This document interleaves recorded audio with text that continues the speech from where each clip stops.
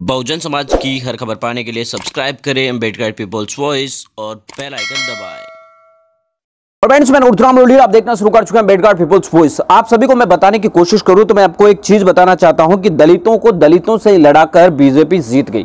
किस तरीके से आपको मैं बताने की कोशिश करूं तो अंग्रेजों का एक फॉर्मूला हुआ करता था कि आपस में लड़ाओ, फूट डालो, राज करो। और यही स्थिति दलितों के प्रति बीजेपी की है, कांग्रेस की है। बिहार के अंदर विधानसभा के चुनाव है। जिस दिन से अध्यक्ष, राष्ट्रीय अध्यक्ष जो है रामविलास पासवान ने अपने बेटे का, अपनी पार्टी का जो है चिराग पासवान को बनाया, उस दिन से चिराग पासवान लगातार नीतीश कुमार पर हमला कर रहे हैं। और इसकी वजह, नीतीश कुमार के ऊपर हमला करने की वजह कुछ भी हो सकती है। इसमें यह भी हो सकता है कि चिराग पासवान मुख्यमंत्री बनना चाहते हो या कुछ और करना चाहते हो, और उनकी महत्वाकांक्षा अपनी जगह सही भी है।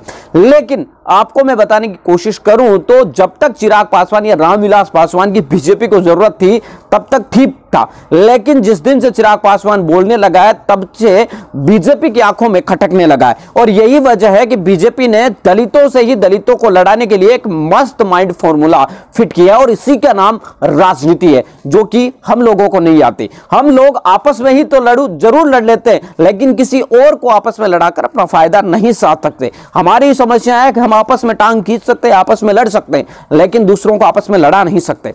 हम आपको दो बयान दिखाएंगे, और दोनों बयान, दोनों तरफ आप मेरे देख रहे हैं स्क्रीन के ऊपर, इस वक्त दो बयान है और दोनों ही बयान एक ही दिन के। पहला बयान चिराग पासवान का है। चिराग पासवान ने नीतीश कुमार पर हमला बोला। चिराग पासवान ने नीतीश कुमार पर हमला बोला कि आपने पिछली बार भी वादा किया था कि दलितों को सरकारी जमीन में से जमीन दी जाएगी, लेकिन आज तक किसी को जमीन नहीं मिली।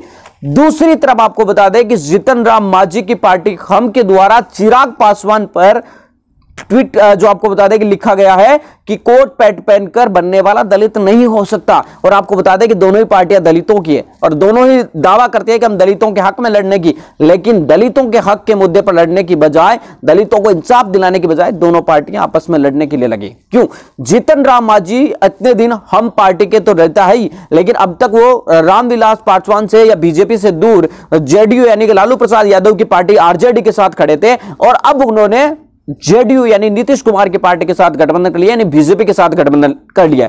जीतन राम मांझी को बीजेपी अपने साथ क्यों लेकर आई? इसके पीछे का कारण यह है कि जीतन राम मांझी दलितों को जो जीतन राम मांझी है वो चिराग पासवान की काट है। यानी बीजेपी ये जानती है कि चिराग पासवान अगर ज्यादा फड़फड़ाहट करने की कोशिश करेगा, ज्यादा उड़ने की कोशिश करेगा, तो हम जीतन राम मांझी को आगे प्रोजेक्ट कर देंगे और चिराग पासवान को साइडलाइन कर देंगे कि दलितों के नाम पे हमें तो एक नेता चाहिए, चाहे वो कोई हो, चाहे चिराग पासवान हो, चाहे जीतन राम मांझी हो। बस इतना होना चाहिए कि वो नेता बोलने वाला तो बिल्कुल भी नहीं होना चाहिए, वो बिल्कुल भी हम लोगों पर सवाल करने वाला या हम लोगों पर सवाल खड़े करने वाला तो बिल्कुल कतई नहीं होना चाहिए। हम ऐसे लोगों को अपने पक्ष में ले लेंगे, और यही वजह है कि चिराग पासवान ज्यादा बोल रहे हैं। जीतन राम मांझी को आगे कर दिया गया है कि चिराग पासवान से आपको लड़ना है। चिराग पासवान दलितों के लिए बात करेंगे, चिराग पासवान को दबाने का जीतन राम मांझी। यानी कि लड़े कौन? दलित आपस में लड़ेंगे, और फायदा किसका होगा? बीजेपी का। मिलेंगे इस नए वीडियो ने अपडेटों के साथ, तब तक आपसे लेते विदा। लाइक कीजिए, कमेंट कीजिए और शेयर करना बिल्कुल